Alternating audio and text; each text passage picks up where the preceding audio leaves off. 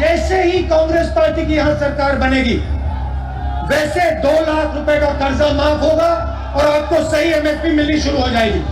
15,000 रुपए प्रति एकड़ डायरेक्ट बेनिफिट हम किसानों को देने जा रहे हैं। यह सिर्फ एक डिक्लेरेशन नहीं है, ये किसानों के लिए कांग्रेस पार्टी की गारंटी है। ये खोखले शब्द नहीं है। पैडी को हम 2,500 रुपए में खरीदेंगे। పండించిన వరి పంటకి కనీస మద్దతు ధర అదనంగా బోనస్ ప్రకటించి 2,500 రూపాయల వరకు క్వింటల్ కి వరి ధాన్య కొనుగోలు చేస్తాం. కాంగ్రెస్ పార్టీ అధికారంలోకి వచ్చిన తక్షణమే రైతులకు ఏకకాలంలో 2 లక్షల రుణమాఫీ చేస్తాం.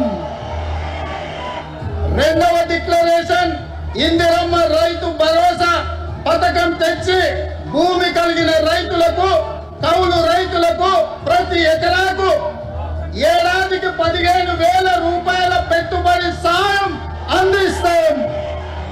ఉపాధి హామీలో నమోదు చేసుకున్న భూమి లేని రైతు కూలీలకు ప్రతి ఏడాది 12,000 రూపాయల ఆర్థిక సహాయాన్ని అందిస్తాం.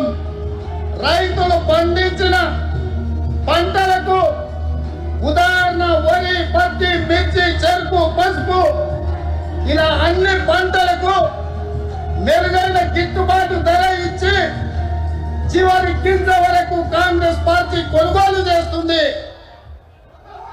విన్నరా విన్నరా వినవడ్డదా? సరిగ్గా 4 ఏళ్ల కిందట మీరు జనరల్ ఒలివాడ కొడతారు. తమ్ముడు ప్లీజ్ ప్లీజ్ ప్లీజ్ ప్లీజ్ మీరు అట్లా గొడవ చేయకుండా అందరిని డిస్టర్బ్ చేస్తారు. మీరు దయచేసి ప్లీజ్ కూర్చోండి, దయచేసి కూర్చోండి ప్లీజ్. మీరు చేయబట్టి సభ డిస్టర్బ్ అవుతాను ప్లీజ్. సరిగ్గా 4 ఏళ్ల కిందట కాంగ్రెస్ పార్టీ నాయకులు రాహుల్ గాంధీ, ఇయాలటి ముఖ్యమంత్రి రేవంత్ రెడ్డి, ఇయాలటి మంత్రులు అందరూ చెప్పిన మాటలు మీరు విన్నారు. అవి వింటుంటే నాకు ఎట్లా అనిపిస్తుందంటే 1000 ఎలుకలు తిన్న పిల్లి కాశీకి పోయినట్టు, 100 గొడ్లను తిన్న రాబందు గోపూజ చేసినట్టు వరంగల్ రైతు డిక్లరేషన్ అని చెప్పి ఒక పత్రాన్ని విడుదల చేసినారు. 60 ఏళ్లు రాచి రంపాన పెట్టి రైతాంగాన్ని, రైతుల రక్తం దాగిన పార్టీ కాంగ్రెస్ పార్టీ రైతులకు కిరీటం పెడతామని చెప్పి కల్లబొల్లి కబుర్లు చెప్పి 34 హామీలు ఇచ్చినారు. 1 కాదు 2 కాదు, రైతు డిక్లరేషన్ లో 34 హామీలు ఇచ్చినారు. డిక్లరేషన్లు పట్టుకున్నారు, గ్యారంటీ కార్డులు పట్టుకున్నారు, బాండ్ పేపర్లు రాసిండ్రు, గడప గడపకు పోయినారు. మరి తీయటి పుల్లటి మాటలు చెప్పి ఓట్లయితే దొబ్బిండ్రు. వీళ్ళకు ప్రజలకు కూడా, మన రైతులకు కూడా వీళ్ళ జాతకాలు తెలుసు, వీళ్ళ గోత్రాలు తెలుసు, వీళ్ళ పుట్టుపూర్వోత్తరాలు అన్నీ తెలుసు తెలంగాణకు. కానీ ఎందుకో మరి నమ్మిండ్రు. నమ్మి ఎన్నికల్లో ఓటైతే వేసిండ్రు. మరి ఇలా ఏమైంది పరిస్థితి? 100 రోజుల్లో అన్నీ చేస్తామని చెప్పిండ్రు. బుద్ధిమంతులు అనుకొని చెప్పి మీరేమో సద్దులు కట్టిండ్రు. వాళ్ళేమో గద్ద మీద కూర్చున్నారు. 100 రోజులు పోయినాయి, ఇవాళ 900 రోజులు దగ్గరకు వచ్చింది, 2.5 ఏళ్ళు అయిపోయింది. ఏమైందిరా అయ్యా రైతు డిక్లరేషన్ అంటే? ఇవాళ లేదు, ఉప్పు రాయి లేదు, ఎక్కడ సడి లేదు, సప్పుడు లేదు.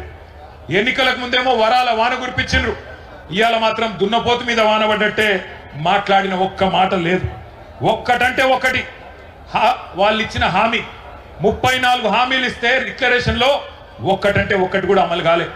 అయిందా కాదా మీరే చెప్పాలని చెప్పి నేను కోరుతా ఉన్నా. ఎకరానికి రాహుల్ గాంధీ చెప్పినట్టు ఎకరానికి 15,000 రూపాయలు వస్తున్నాయా? వస్తున్నాయా లేవా? గట్టిగా చెప్పాలి.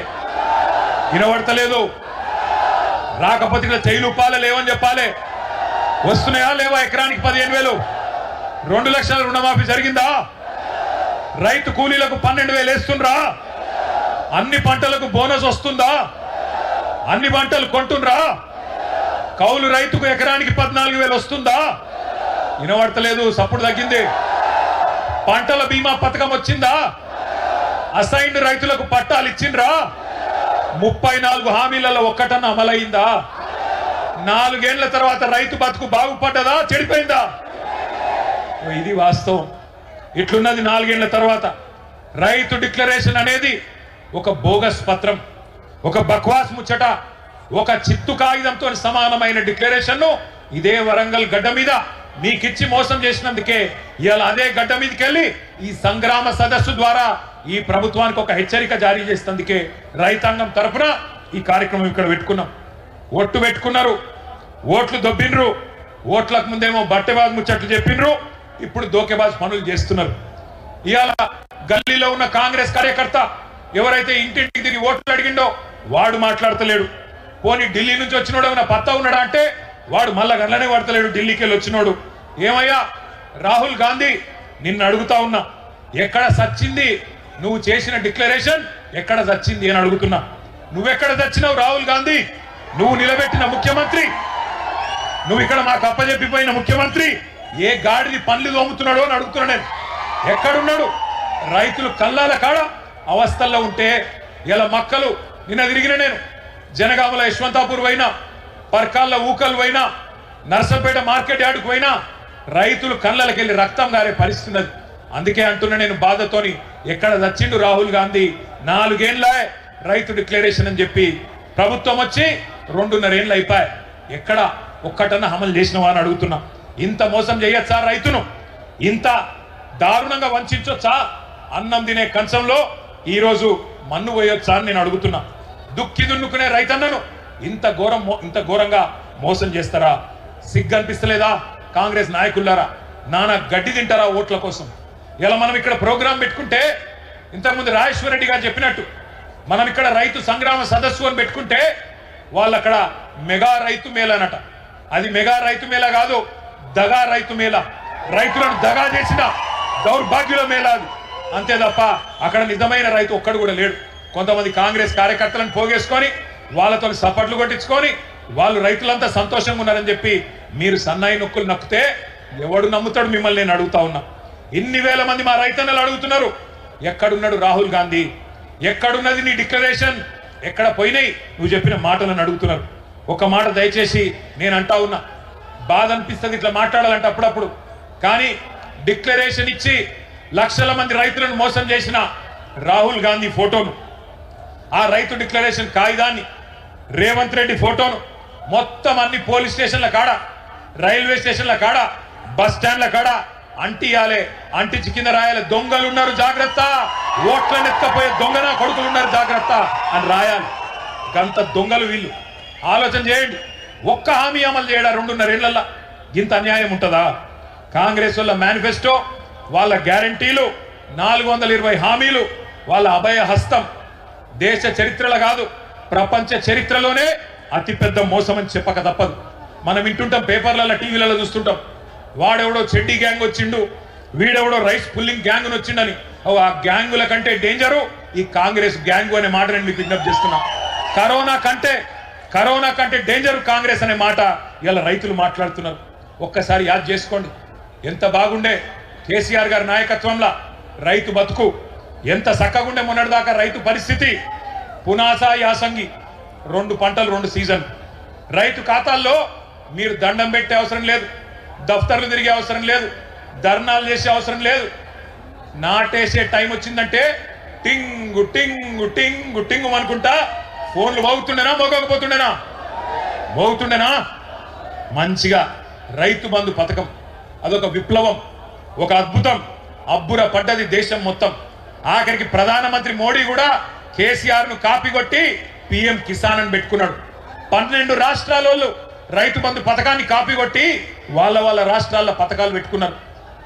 ఐక్యరాజ్య సమితి, యునైటెడ్ నేషన్స్ వాళ్ళు కూడా రైతు బంధు పథకాన్ని మెచ్చుకొని ప్రపంచంలో ఎక్కడ లేదు అని కేసీఆర్ గారికి కితాబ్ ఇచ్చిన అద్భుతమైన పథకం కేసీఆర్ మానస పుత్రిక రైతు బంధు. ఎవరన్నా కలగన్నరా? ఎవరన్నా ఊహించిండ్రా ఎకరానికి 10,000 రైతు ఖాతాల్లో పడతాయని? రైతుల దగ్గర భూమి శిస్తు, నీటి తీరువ రకరకాల రూపంలో తోలు వలిచి రైతుల దగ్గర పైసలు గుంజిన ప్రభుత్వాలను చూసినాం. కానీ ఉల్టా రైతుకు 70 లక్షల మంది రైతులకు 11 విడతలుగా 73,000 కోట్లు వేసిన నాయకుడు ఎవరు వినబడతలేదు?